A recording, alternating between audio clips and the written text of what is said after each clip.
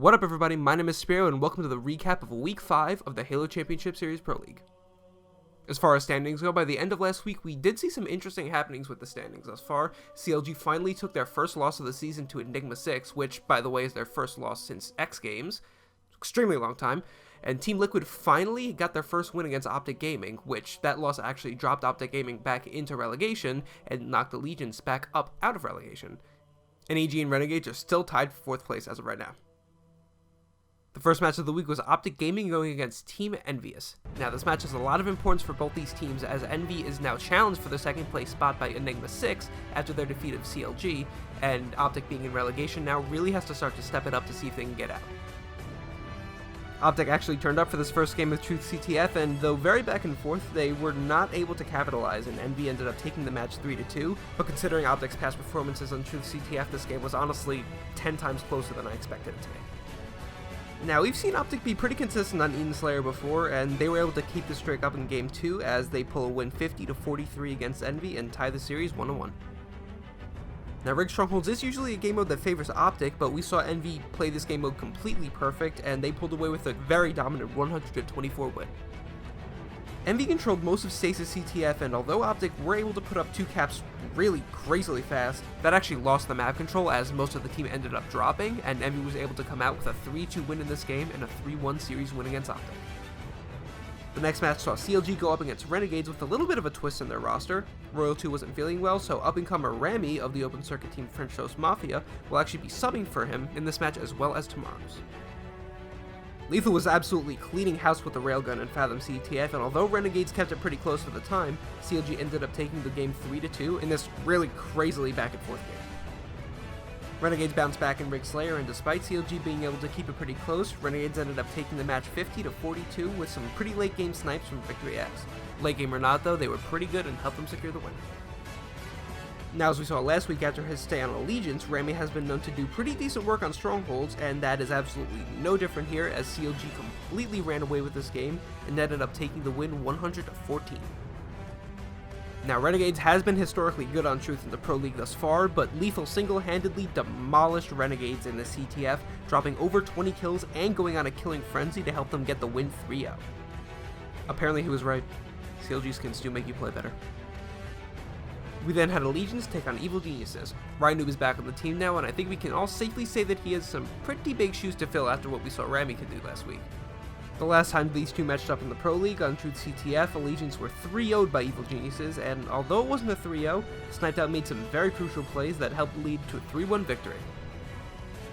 Rig Slayer was completely in the hands of Allegiance as they controlled the inside of the map almost all game and ended up winning with a convincing 50-35.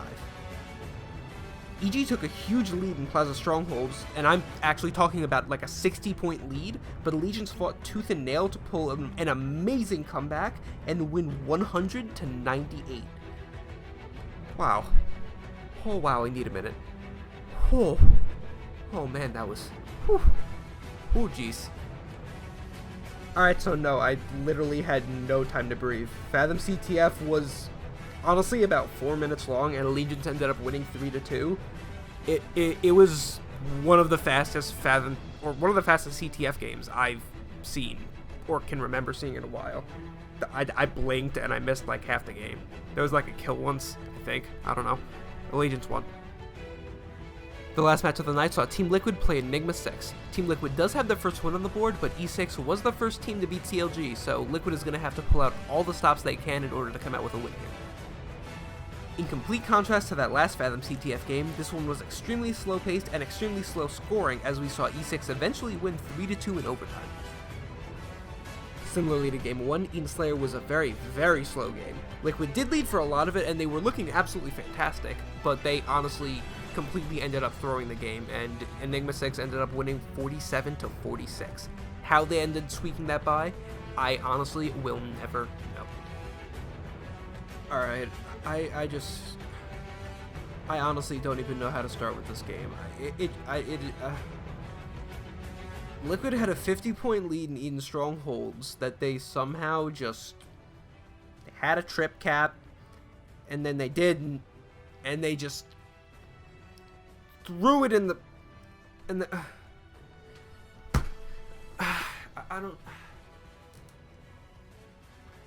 I don't even know how you let that happen. It's just getting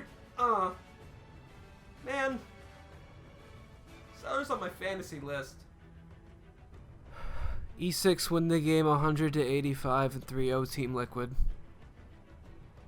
Day 2 started off with Optic Gaming playing Renegades. Now, it was a very big match for both teams, as Renegades is one of the 3 teams actually tied for the 4th place spot, and Optic really desperately needs a win to attempt to pull themselves out of relegation. Optic actually outslayed Renegades on Stasis CTF, but their teamwork was really sporadic, and they couldn't capitalize those kills into caps, and Renegades actually ended up winning the game 3-1. Now, personally, Optic absolutely blew me away in Rig Slayer, as they controlled the sniper extremely well and played this game type absolutely perfect, and ended up staking Renegades 50-28.